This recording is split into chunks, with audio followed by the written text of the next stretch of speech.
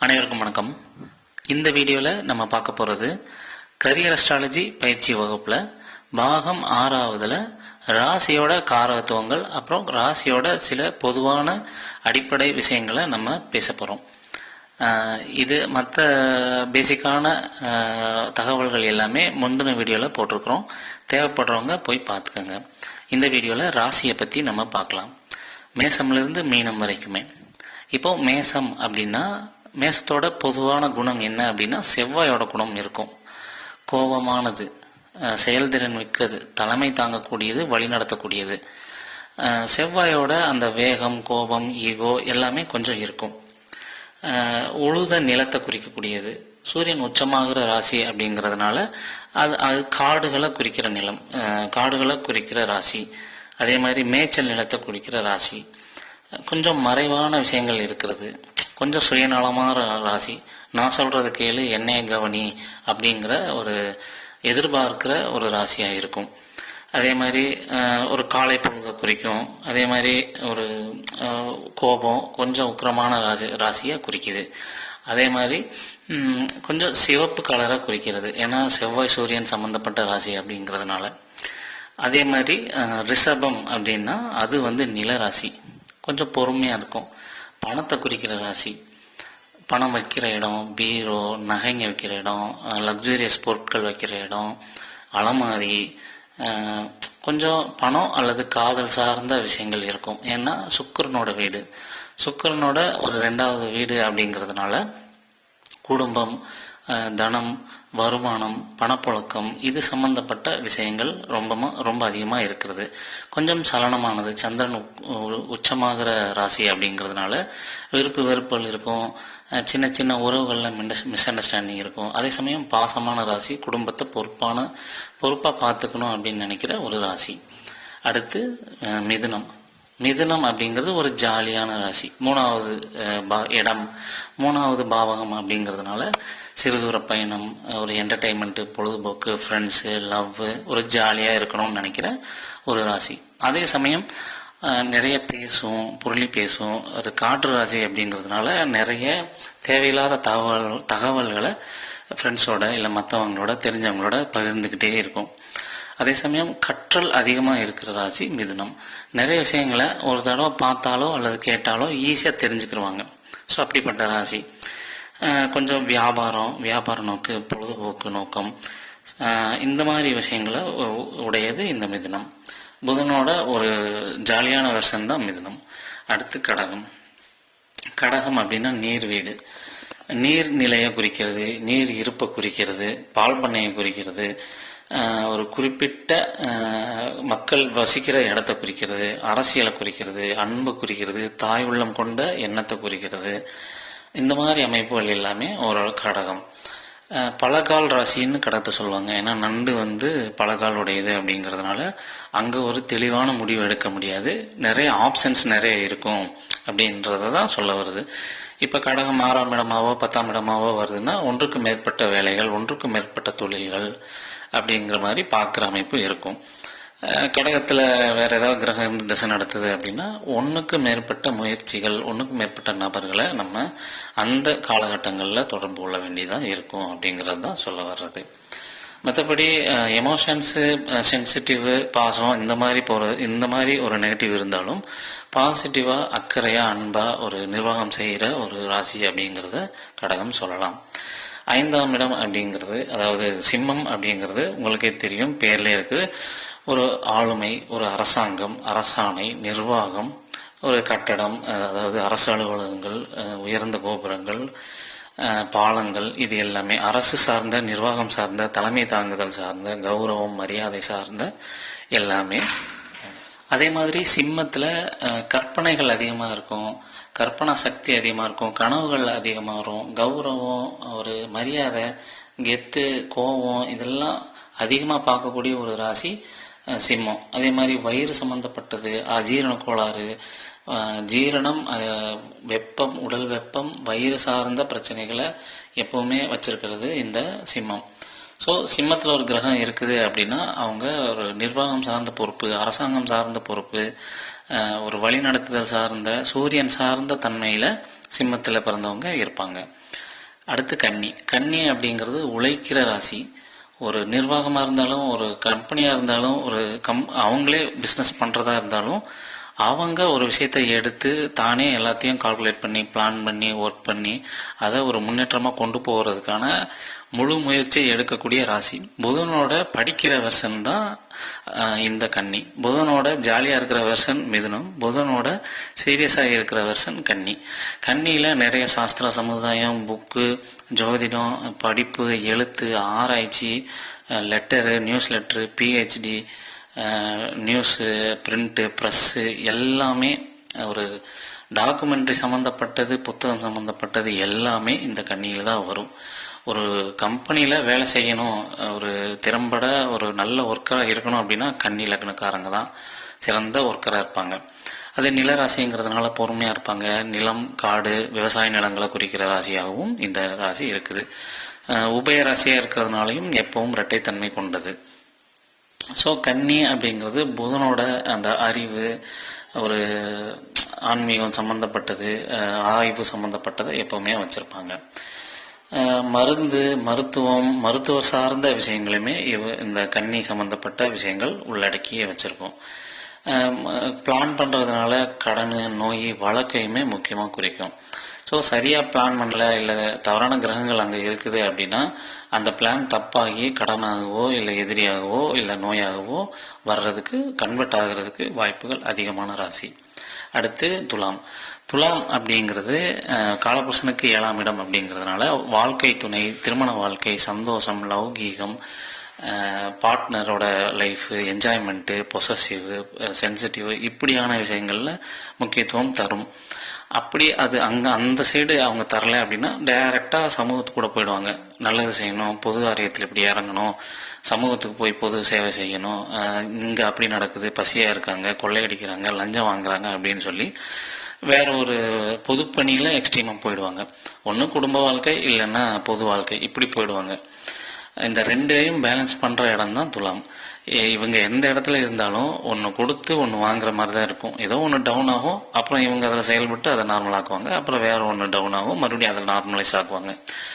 So சனி உச்சமாகிற இடங்கிறதுனால எங்கே தப்பு நடக்குதோ அந்த இடத்துல துலாம் இருந்து அதை சரி பண்ணணும் அப்படிங்கிற திங்கிங் எப்போவுமே அந்த துலாமுக்கு இருந்துக்கிட்டே இருக்கும். அதனால தான் கணவன் மனைவி சண்டைக்கு துலாமில் ஒரு முடிவே கிடையாது. சண்டை வரும், சமாதானம் ஆவாங்க, மறுபடியும் சண்டை வரும், சமாதானம் ஆவாங்க, இப்படி நிறைய தொடர்ந்து நடந்துகிட்டே இருக்கும். அதுக்கடுத்து விருச்சகம். விருச்சகம் அப்படிங்கிறது ரொம்ப ஆழமான விஷயங்களை தனக்குள்ளே உள்ளடக்கியது. கோபமான ராசி, செவ்வாயோட இன்னொரு ராசி அப்படிங்கிறதுனால யாராவது ஏதாவது சீண்டிட்டாங்க இல்லை பழி வாங்கிட்டாங்க அப்படின்னா அவங்கள மைண்டில் வச்சுக்கிட்டேவும் எப்படா டைம் கிடைக்கும் அப்போ நான் உனக்கு சரியான பதிலடி தரேன் அப்படின்ற ஒரு பதிலடி கொடுக்கறதுக்காக காத்துக்கிட்டு இருக்கிற ஒரு ராசி விருச்சகம். அதே மாதிரி நிறைய உங்களுக்கு தெரியும், 8ஆம் பாவம்னாலே ஞானம், மறைஞானம், ஒரு அமானுஷ்யம், ஆன்மீகம், மறைபொருள் தேடல் இருக்கிறது, ஆராய்ச்சி, மருத்துவம், ரிசர்ச், படிப்பு, பிஹெச்டி, இது எல்லாமே இருக்கிற ராசி. அடுத்து தனுசு. தனுசு ஃபுல் அண்ட் ஃபுல்லாக ஆன்மீகம், தர்ம காரியங்கள், வழிநடத்துதல், பொது காரியங்கள், பொதுவான கட்டமைப்புகள், நிர்வாகம் செய்தல், மந்திரம், உபதேசம், இப்படி குருவோட மூலத்திரிகோண வீடான தனுசு அப்படிங்கிறது நல்ல காரியங்களில், சமூக சிந்தனைகளில் ஒரு பாசிட்டிவான வேலைகளை செய்கிறது எல்லாமே தனுசு தான். தனுசு நல்லவனுக்கு நல்லவன், கெட்டவனுக்கு கெட்டவன், அந்த மாதிரி கெட்டவங்களாகவும் இருப்பாங்க, அதே சமயம் நல்லவங்களாகவும் இருப்பாங்க. அடுத்து மகரம். மகரம் அப்படிங்கிறது உழைக்கிற ராசி. குடும்பம், குட்டி, பாசம் அப்படின்றது இருக்கிறத விட முழுக்க முழுக்க உழைப்பில் இறங்குற ராசி. உழைப்பை மட்டுமே மூலதனமாக போடுற அங்கே போடப்படுற உழைப்புக்கு ஒரு எல்லையே கிடையாது. எப்போவுமே உழைச்சிக்கிட்டே இருக்கணும் அப்படிங்கிற தாட்ஸ் வந்துக்கிட்டே இருக்கும். நீர்நிலையை அதிகமாக விரும்பும், அதிகமாக தண்ணியை செலவு பண்ணுவாங்க. டேப்பை திறந்து கை கழுவுனா கூட ஜல்லுன்னு தண்ணி போகும், அங்கே கழுவிட்டு இருப்பாங்க. அதே சமயம் இவங்களுக்கு வர்ற ஒய்ஃப் இவங்களோட ஒர்க்கை மதித்து இவங்கள டேக் கேரும் பண்ணிக்குவாங்க. சண்டை சச்சரவுகள் இருக்கும், ஆனாலும் எதிர்பாலினத்தவர் சந்திரனோட அமைப்பில் இருக்கிறதுனால ஒரு தாயன்பு உள்ளம் கொண்ட ஒரு அரவணைப்பு கொண்ட ஒரு வாழ்க்கை துணையாக அமைவாங்க. அடுத்து கும்பம். கும்பம் அப்படிங்கிறது தேடல் மிகுந்த ராசி, காற்று ராசி. அதாவது இவங்க என்ன பண்ணுவாங்கன்னா, ஒரு ஒரு கம்பெனி இல்லை ஒரு ஆர்கனைசேஷன், ஒரு குடும்பம், ஒரு அமைப்பு இருக்குன்னா பேக் எண்டில் இவங்களோட ஒர்க்கு தான் ரொம்ப ரொம்ப முக்கியமாக இருக்கும். ஆனால் இவங்க முன்னிருந்து எதுவுமே செய்ய மாட்டாங்க.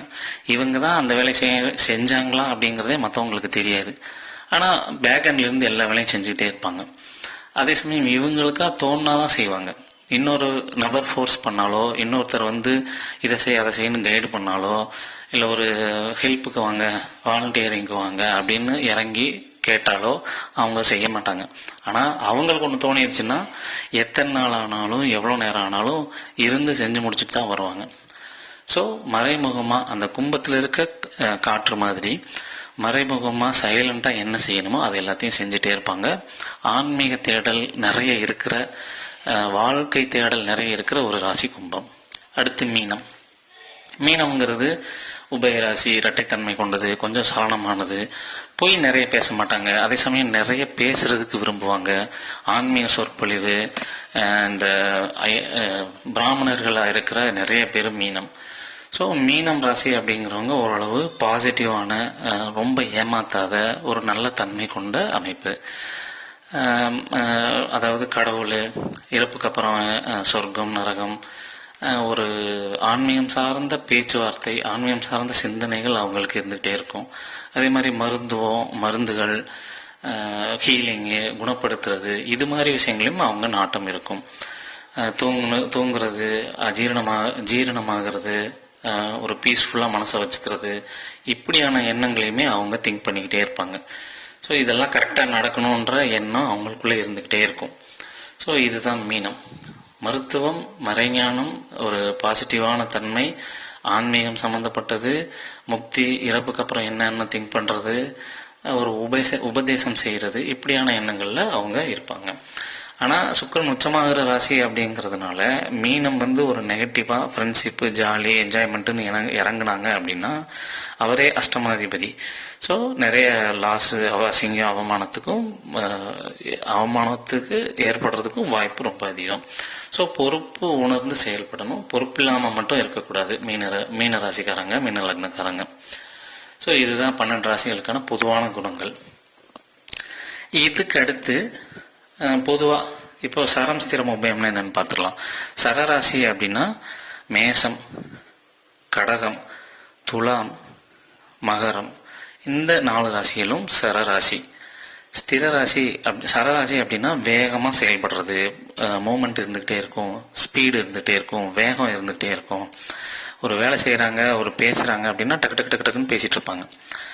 அடுத்து ஸ்திரராசி அப்படின்னா ரிஷபம், சிம்மம், விருச்சகம், கும்பம், இது ஸ்திர ராசி. மெதுவாக செயல்படுவாங்க, ஸ்மூத்தாக செயல்படுவாங்க, செயல் இல்லாமல் இருக்காது. ஆனால் மெதுவாக ஸ்லோவாக செஞ்சுக்கிட்டே தான் இருப்பாங்க. ஸ்ட்ராங்காக இருக்கும். பேச்சாக இருக்கட்டும், செயலாக இருக்கட்டும், வேலையாக இருக்கட்டும், ஒர்க்காக இருக்கட்டும், எல்லாமே.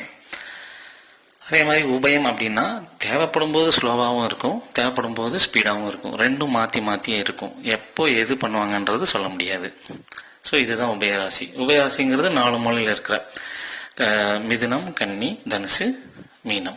இது அடுத்து நெருப்பு ராசி அப்படிங்கிறது மேசம், சிம்மம், தனுசு. இது எல்லாமே கோபமான ராசிகள்.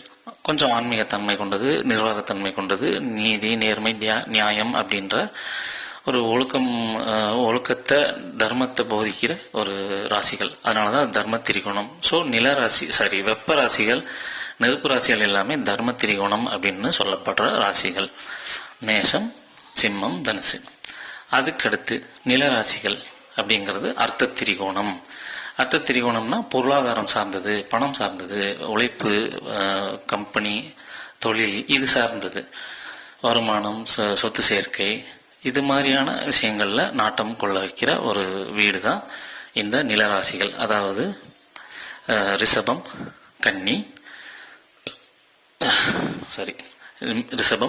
கன்னி, மகரம், இது எல்லாமே 2, 6, 10 திரிகோணங்கள். ஸோ இந்த 3 ராசிகளுமே அர்த்த திரிகோணம்னு சொல்லுவாங்க. அதாவது பொருள் சேர்க்கையில், பணம் சேர்க்கையில் நாட்டம் கொண்ட ராசிகள்.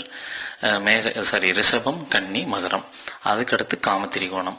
காமத்திரிகோணம் அப்படின்னா 3, 11, 3, 7, 11. அதாவது மிதுனம், துலாம், கும்பம். ஸோ இது என்ன சொல்ல வருதுன்னா, நம்ம ஆழ்மன ஆசைகள், ஆழ்மன விருப்பங்கள், இச்சைகள், நம்மளோட ஒரு காமம்னே சொல்லலாம்.